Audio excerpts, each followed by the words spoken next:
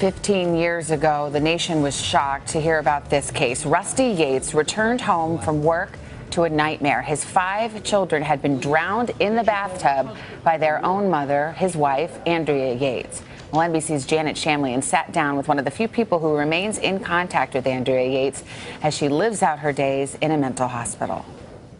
It was a crime that horrified the nation in June of 2001, 15 years ago. Andrea Yates drowning her 5 children in the bathtub of her Houston area home. She then called 911 to report what she'd done. You need an ambulance? No, I need a police officer. You have sent an ambulance. Noah, John, Paul, Luke, and baby Mary, 7 years to just 6 months old. Her husband Rusty was working at the time. He returned to a scene of sheer terror. Cops were crying. There was a lot of emotion there. They were the guys that had gone to that house and had to recover the bodies. This morning, police found Phil Archer of NBC station KPRC was the first reporter on the scene. They brought Andrea out, and her clothes were still wet, and her hair was still wet from the bathtub. And they brought her out, and she looked like a zombie. There was a sort of wildness in her eyes. Even with a long and documented history of mental illness, including suicide attempts, she was charged and convicted of capital murder. But the verdict was later overturned, and in a subsequent trial, she was found not guilty by reason of insanity. She testified she believed her children's deaths would save their souls. Andrea Yates was committed to a Texas mental hospital where she remains today, now 52 years old. You talk to Andrea on a weekly basis? I'd say probably about every 7 or 8 days. How is she doing? She is, I think, doing remarkably well. She has excellent care.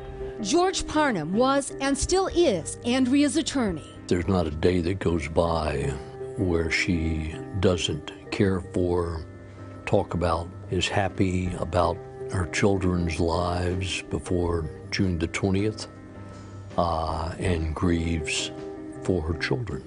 Parnham says she spends her days making crafts, which are sold anonymously to benefit charity. And according to People magazine, she also spends time watching videos of her children. The hospital where she is, there are no razor wires, there's no bars, there's no armed guards, no fences. For the most part, it's a life of solitude. She never leaves the hospital and has few visitors. And while the case comes up for review yearly, Andrea has never sought to be released. Rusty Yates divorced Andrea 3 years after the incident. He later remarried and had another child, a son who's now 8. According to recent court documents, his second wife filed for divorce last year. In a 2015 interview with Oprah Winfrey, he spoke about his grieving and where his acceptance is now. For some reason, when I think about them today, I think of them as being, teenagers. Because he would be 20. Or young adults. Your oldest son would be 20 now. It's really easy to get caught up in how they suffered or the fact that they're gone. And what I tried to do was say, look, I'm not going to let these events steal, that joy, the joy that we had for those 7 years. I can name a worse situation than this, maybe with the exception of Sandy Hook. The added element here, of course, is that the children were killed by the one person that should have guaranteed their safety. 5 beautiful lives lost.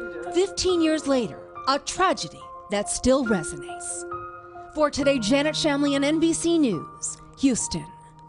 Hello, Today fans. Thanks for checking out our YouTube channel. Subscribe by clicking that button down there and click on any of the videos over here to watch the latest interviews, show highlights, and digital exclusives.